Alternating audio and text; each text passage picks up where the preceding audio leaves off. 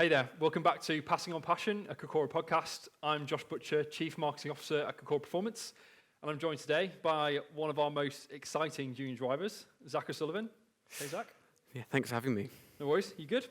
Yeah, not too bad. Nice media day here at Kokora. It was good to see everyone for a while. Yeah, something a bit different, isn't it? Yeah, for sure. I've enjoyed all the filming stuff. It's a first for me, so yeah, having a good time. Yeah. I mean, much like what we do at the track with you guys, I feel like doing this stuff away from it is good practice, right?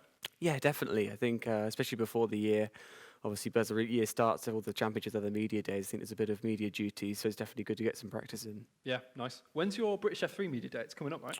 It's not confirmed yet. Okay. I think as soon as British GT announces it, I think we'll tag along to that. Yeah, a bit like the rest of the year, just yes. TBC. Exactly, yeah. So, obviously, last year, British F4 runner-up, just. That was a really tricky final round, a really tricky way to end the year. Was that the last race you did as well? Was that Brands Hatch race? Yes, the last race, last round. Rain, unfortunately, shortened my chances, but yeah, one of those things. I mean, it was my first year in single seaters. I learnt a lot, which was the kind of main ambition. And I think as soon as we realised I was fast enough and we could start fighting for the championship, the goals changed slightly. But at the end of the day, I think that's what we came to do, learn, and that's what I did. We'll come back to the F4 stuff, but I think for the purpose of this podcast/video, we will kind of wind the clock back and talk a bit about your career as a whole before we get to the more interesting car stuff. Mm-hmm. So going back to karting, obviously you started in karting. Yeah. Most racing drivers these days start in karting. What made you start? How old were you? I was around 8 when I got my first kart. Growing up, my dad always used to watch the F1. So naturally, I kind of absorbed and I used to watch it as well. That was kind of the late Schumacher, early Alonso era. So back when he still had V10s. And then, yeah, I didn't really pay any attention. I obviously liked F1. I used to visit some of the Grand Prix just with my mum and dad. And one year we went to the Autosport show just to see what it was all about. And I saw some go-karts on sale. And after a year of bribing and pleading with my dad, eventually got me one on my birthday. And it kind of went from there. I mean, initially, I was just driving around the nearest lane we could find and a pretty slow speed. But I kind of started getting the hang of it. And yeah, it went from kind of strength to strength then, starting with national level and then up to international level karting. Cool. What track was it you first drove a go-kart at, then outdoors? Ironically, it was actually Brands Hatch. There's a karting circuit in the paddock that's meant to be a kind of replica of Brands Indy. Oh wait, I know the one that's like a little bean shape. Yes, yeah. But obviously, what makes Brands Hatch so unique is all the elevation, and there's none on the kart track. As you said, it is a kidney bean basically. Okay. So yeah, that was my kind of first experience. I got a bit lost. I didn't know what was going on. Yeah. Then it was kind of Butmore Park and Bayford Meadows really from there. Did you always know you wanted to be a racing driver when you started out? Yeah, I think a lot of people you kind of hear saying, "Oh, I didn't really know I wanted to be an F1 driver until a certain stage." I'd say I always thought it'd be a cool job to have. I think early on, as you know, I didn't really realize where it could progress to, which was karting, and I enjoyed it. But after I think I got to the age of 10, I started realizing actually this is a route and something I'd want to pursue. Then obviously it becomes a difficult study between kind of struggle between studying and racing, which I try to manage best. I think you've got to really separate them. I think you can't have a kind of 50-50 compromise. You've got to be fully focused on your studying away from the track and then fully focused the day before you're racing and over that period. So yeah, I've enjoyed the challenge of that, to be honest. Yeah, that's impressive you were thinking of that when you were 10. I don't think I was thinking school or racing. For me, I was just like, nope, just racing. I think you were karting for about 4 or 5 years, right, before you started doing car stuff. Obviously, you went from national level to European and World Championship stuff. What would you say is your personal highlight from karting? In all honesty, the European and World Championship stuff didn't really go as well as I hoped it would have done. I struggled a bit. I wasn't as prepared as I really should have been, and came in. It was a big shock. But equally, I'm happy I've done it. It was such a big learning curve. Coming from national level, where you could have probably 10 or 15 people who could win the race, suddenly when you go to Europe, there's 40 that have got the pace to win. Yeah. So it was really difficult. As far as highlights go, I won one race, the German Championship, in European karting. But I think my biggest kind of achievement in karting would be Kart Masters in 2016, albeit quite a fluky win. I think I passed 5 karts with 2 corners to go. But yeah, I was so happy because up until then I hadn't really won much in karting, and I was kind of an outsider within the team. And just to get that win, it kind of started a roll of momentum, and I think I won the next 2 races after then. So yeah, that was kind of a big step forward. Yeah, nice. I mean, everyone knows Kart Masters, even abroad.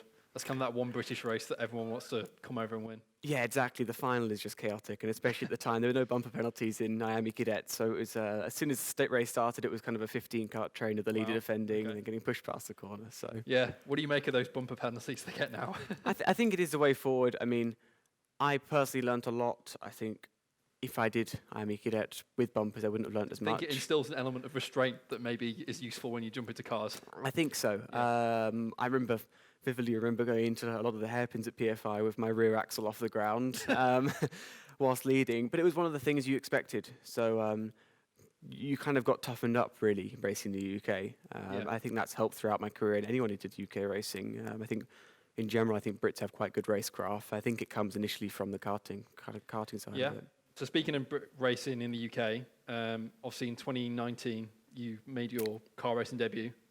That feels like it was only just yesterday that I was coming along to some of the Ginetta rounds. So the Ginetta Juniors, how did you find the step up to cars? Think back to those first couple of tests. How did you find it? It was a big shock. I decided not to do the extra year in karting in seniors. I thought I'd learned enough in karting. It's also very expensive, so we thought we'd make the jump when I was 14 to cars in Ginetta Junior. Quite an unorthodox route, but I think it was the right decision, looking back on it. Yeah, there was a bit of adapting to do, of course. The Ginetta, I mean, a go-kart is very, very agile, nimble, light. Yeah. The Ginetta's on road tyres and quite the opposite, pretty heavy and wallowy. So, yeah, there was a lot of adapting to do. I kind of got my testing in early. And yeah, Kieran really at the time was the main one helping me really within Kokoro to really adapt to make the transition across to cars, which helped massively. And I think, yeah, Ginetta's went pretty well considering. Yeah. I mean, I guess just as a bit of extra background, that is kind of when you kind of became part of the Kokoro family, I guess, is in that year in Ginettas. Yes, I was Especially kind of towards the second half of the season, yeah. Yeah, I was doing bits and bobs with Kieran, I think, even my last year in karting, but nothing under the Kokoro name, if you like. And yeah, as you said, towards the end of the year, it was kind of all started, really. Obviously, Ginetta Juniors, they follow BTCC around, much like F4 as well. What would you say out of all those tracks, all the classic UK tracks like Thruxton, Norton Park, Brands, which was your favourite? Back then in Ginettas, anyway. In Ginettas, for me, it was actually Thruxton. Oh, yeah, just flat out. Well, actually, it wouldn't have been flat out. That's the thing. So, although they're quite slow cars, they haven't got much grip comparatively because of the road tyres and the amount of roll in the body. So, it's actually probably one of the hardest things still to this day I've ever driven around Thruxton, because most of the track is kind of 50% lifts, and the slipstreaming can be worth up to 1.5 seconds to 2 seconds a lap. You had that crazy race, right, where you were side by side with someone for a lap or something. Yeah, for the last kind of, well, really from lap kind of 4 until the end, I was side by side, banging wheels, and that's the nature of the racing at Thruxton, especially in Ginettas. The side draft element of the car was so big, you used to be able to get as close as possible as people, and I think we had 2 rounds that year. The first round was very chaotic. I mean, we were racing in big kind of packs of 10 cars. So it's a bit like an oval with NASCAR that goes left and right. And that's something, unfortunately, I'm never really going to get in my career again, sticking up into slicks and wings. So you never know. You never know. Might be in your future at some point. Yeah, an orthodox route. But yeah, I really enjoyed it at the time. And yeah, looking back on it, it was really cool. Next year, arguably as big of a step, really, going from Ginetta's big, heavy, not so powerful car. I guess F4 wasn't super powerful, but quite not light and nimble. Yeah. And you went from R Racing to Carlin. It's obviously quite a well-known name. Still with Carlin now, by the looks of it. Apparently. Well, obviously, I know that. So yeah, British F4. I think you did what we all expected you to do from day one, which was win races. But you were actually a convincing title challenger all year. Probably frustratingly close as well, right at the end of it. Yeah, once again, the adaptation to F4, I would say, was actually harder than going from Really? karting to Ginettas. I think as your kind of first year in cars, all you embrace and kind of pick up within your kind of muscle memory of driving a car is being upright, having quite a soft brake pedal, light steering, as you do in a Ginettas, more similar to a road car. So jumping into an F4 car, single-seater, lying down, a stiffer brake pedal, heavy steering, it was such an eye-opener. I remember my first kind of few laps, I was thinking, oh God, this feels very odd. We not really enjoying it. I think, I'm lying down. that's one of the things. I think when you jump into new cars, the first couple of laps, at least I don't necessarily enjoy them. It's all new environment. I don't know whether I'm particularly sensitive to positioning or anything, but I find if everything's just slightly differently positioned, just all feels very weird. So Yeah. that was quite a big adaptation, and even kind of any slicks and wings car, I mean, braking is so key. So trying to hit perfect brake shapes, the majority of the winter was really focused on that. So Would you say that's like the main thing you learned from that year was definitely driving technique-wise? yeah, technique is much more important. In a Ginetta, you can kind of get around it. The cars move you around, the tires move you around. Whereas a slicks and wings car, it's a flat kind of platform to work with. So your inputs actually do have more of an effect, pronounced Yeah. effect on the car. So in all honesty, it took a while for me to adapt, probably longer than it should have done. But yeah, throughout the winter testing, that was really a key to adapt to that. And come the first kind of round, I think we were there or thereabouts. Just thinking back on that whole season then, what do you think was your favourite moment from 2020 and racing in F4? I'd say the second race at Snetterton. Yeah. I think the most kind of satisfying wins are unexpected wins where you suddenly end up in the lead and you don't really know how you got there or why you're Yeah. there. And yeah, I had an interesting first race and unfortunately got demoted to second after post-race penalty. So I kind of needed to prove a point in a way in the second race and started from fifth. And yeah, I got a very good start and was up to third immediately. And what was quite interesting about the race is that we decided before the race we weren't actually going to use our new tyres, and a lot of people around us did, trying to capitalise on their reverse grid pole position. Got you, yeah. But we did, I think, run quite high tyre pressures. So in the first opening laps, we were so fast. I managed to get through to the lead pretty easily. And then with about 10 minutes of a 20-minute race to go, the rear tyres started graining quite heavily. So from then on, it was kind of stop attacking and really start Make the car defending. as wide as possible. As wide as possible. So I spent the next 10 laps. And Snetterton is pretty easy track to overtake. So there's a lot Yeah. of places I had to defending as hard as I could from I think it was 3 cars behind. And yeah, I was so happy to get the win in the end. I was having to drop a gear lower everywhere than I normally would. Yeah. And then also put me in very good stead for the next race the following morning when we had the fresh tyres. So that just about covers everything up until about 6 months ago. Obviously, COVID had a big impact on last year. How did you, I don't want to use the word cope, because that feels like it was obviously a struggle for everyone involved. Yeah. But how did you get through that? How did you make sure you prepared for the F4 season when it came around? So in some ways, for me, ironically, it was a bit of a blessing. Of course, the situation globally wasn't good at all. But I think within the racing community, although we weren't on track, we've got the wonderful tool of simulators that not many other sports have, really. I mean, even within motorsports, MotoGP, they can't really simulate anything. So the good thing with car racing is that everything kind of switched to virtual world. And obviously, Kokoro had an invitational series, which I enjoyed highly. And even British F4 at the time had an online series. So it all kind of switched across. So the kind of starvation for racing never really went. And in general, it kind of gave me a bit more time to prepare. I think being a first year in a new category, the more time, the better. So having that delayed start, we kind of stay in contact with the team. And Yeah, I guess, would you say that, obviously, I would say a lot of drivers spending, say, 3, 4, 5, 6 months out of driving a car, it would feel strange and you might have a bit of a hurdle to overcome when you first jump back in. But do you think because you were new to British F4, you didn't necessarily have that disadvantage? You just kind of got in and got on with it? I think, initially the first test back, I think it was at Snetterton. There are a few issues to iron out. Quite funnily, actually, habits I picked up from iRacing. Trying to be quick in iRacing isn't always... Pressing the brake pedal too hard. All sorts of stuff, like tyre warm-up stuff. And Yeah, because you broke your brake pedal. I right, broke on my your brake sim. pedal, yes.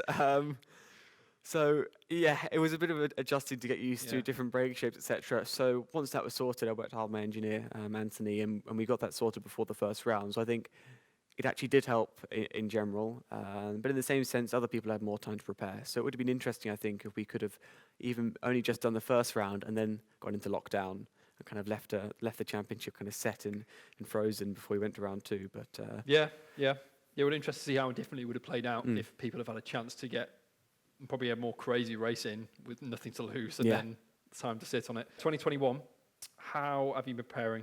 Just same as usual, a lot of testing, even with current restrictions still kind of dragging on?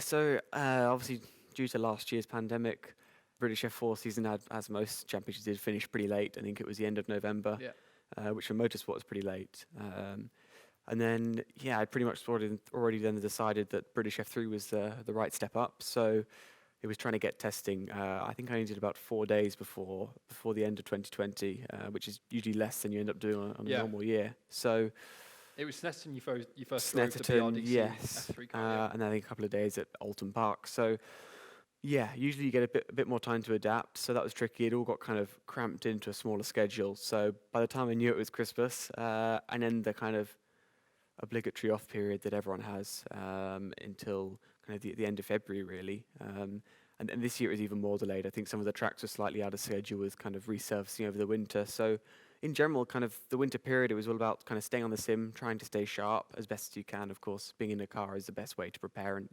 stay fit. Obviously, training's important, but in general, I think this year has been kind of pushed back slightly, even with testing. A lot of the championships announced they delayed their seasons by about a month in January. So the urgency to get out in kind of early February wasn't so key. So BRDC F3 with Carlin, championship winning team, champions last year. Were they champions the year before? Maybe? Yes, they were. In 2019. Blue Cars win a lot in whether it's F3, F4, F2. Yeah. So your target this year, it's got to be the championship, right? I haven't set myself any goals yet. I think from what I've studied of British F3, whether it's something to do with the car or the way the championships run, it's so close. Looking at the qualifying results especially, I mean, you've got the top 10 covered in one race by about 3/10 last year. So that's going to be pretty key to nail qualifying. Of course, I'm on the same kind of quite narrow British tracks with a lot more aero. I mean, the car's just above 10 seconds faster, and a lot of it is corner speed. So overtaking, if it was difficult in F4, it's about 10 times more difficult in F3. Right, yeah. So maybe not quite as many wins as last year, but still. we're going to wait and see. Yeah. Okay. I think qualifying is going to be very important and something I need to nail in order to succeed this year. Just due to how difficult it is to overtake. And also in British F3, we've got full reverse grid races. So if you win race 1, you could start potentially around 20th for race 2. So that'll be an entertaining prospect. I was going to say, you're looking forward to that? I think so. Hopefully I'll be starting at the back for race 2, provided race 1's gone quite well. And I think it's a bit more of a kind of survival game, because at the end of the day, there's not so much. I mean, if you can score points, I think the points go down to 15th in British F3, that's a positive. But yeah, as long as you keep forwards in your car and you finish the race, I think that's the key, really. All right, so we've pretty much covered your career so far, karting, Ginettas, F4, and now F3. So getting there, obviously, I presume F1's going to be the goal at the end, right? Yes, I think, as probably most people you've ever spoken to or heard about, everyone at F1 is the goal. Whether it's achievable or possible in the future, but it's yet to find out. I think at the end of the day, motorsport is a money-driven business. So for the majority of drivers, their budget is a limiting factor. So you'll see a lot of drivers kind of make a sideways switch into prototypes, try and do Le Mans, or even back in kind of endurance GT3 racing. So for me, of course, F1 is the goal. But any form of motorsport I'm getting paid for would be great, really. That'd be nice, wouldn't it? I'm doing what I love and making a reasonable living out of it. I think that's important. I think you can be so focused in F1 that actually there could be a stage where you're really, really struggling for money, where it's probably better to commit to something else. I'm glad you mentioned budget, actually, because I think it's worth mentioning you've had pretty much the same set of sponsors all the way through, from Ginettas to and F3 as well now, right? Yeah, F3 as well, yes. So Marsh, an insurance company, of course, thankful to have them on board. Winkworth, an estate agents. It's very hard to find very big investors at this level. I think also what we found is that a lot of companies don't really want to be involved in motorsport. I think as it starts to switch to more electric, it will be more marketable. Due to obviously the current global warming issues, I think some companies are slightly skeptical. So I think it's a tricky one with sponsors. I think once you do find a company who's willing to invest and are really interested in motorsport, it will go well. It's just about finding that really as quickly as possible. Yeah, it's great that you've managed to build those relationships over a long period of time, and it's not just been someone who's chucked a bit of cash in your pocket for one season. Exactly, yes. Let's say we turn the clocks back, knowing what you know now, going back to 2018, when you're just about to make the step into Ginettas from karting, what advice would you instill in that Zak?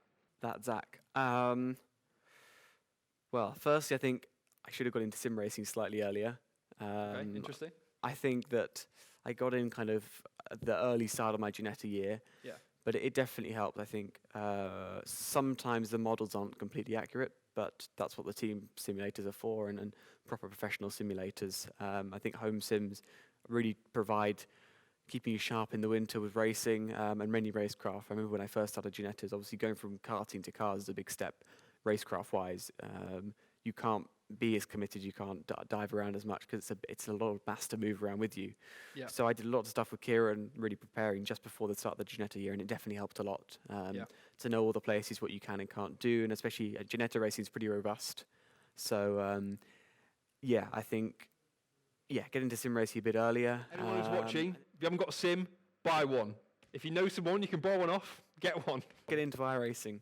So, outside of racing then, would you say that motorsport has contributed anything towards you as a person, in yourself, rather than, just your driving skills?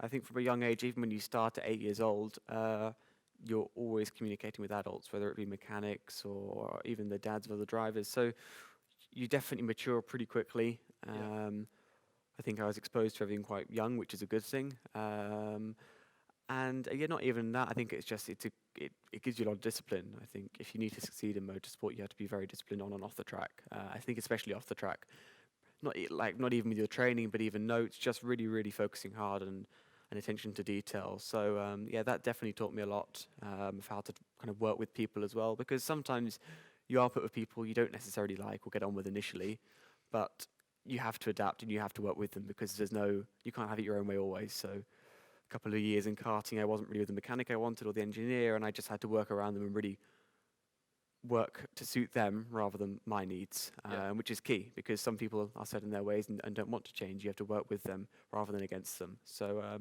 think that's definitely helped. And also as well, I mean, I've committed to homeschooling from when I was about 13, which I've enjoyed more. I can actually focus more on the actual educational side. I'll be the first one to admit I did mess around a lot at school, and I got easily distracted. And I think the teachers weren't too pleased because I'd be away racing. And although whilst I was at school, I wasn't any worse than any of my other friends, is because I was away all the time. I had a lot smaller tolerance than anyone else with the teachers, which to be expected. I didn't realise at the time, but I thought they were just being cruelly unfair. So I do prefer the homeschooling thing, and I think the flexibility in the timetables, so if I'm doing testing or anything, I can add hours in and make sure I catch up on all the school, or even I do school on the weekends and really, really focus on what I need to do. Or get stuck in stuff like this. Yes, exactly. It's all part of a bigger plan, isn't it? Yes. Cool. Okay. So I think, Zak, that's pretty much it. So thanks for tuning in. You can find Zak at Zak O'Sullivan across social, and us at Kakor Performance, and also Kakor Media, which is all of this, the media arm of the business. Thanks for tuning in, and you can catch other episodes of the Passing on Passion podcast across YouTube and anywhere else you listen to podcasts. Cheers.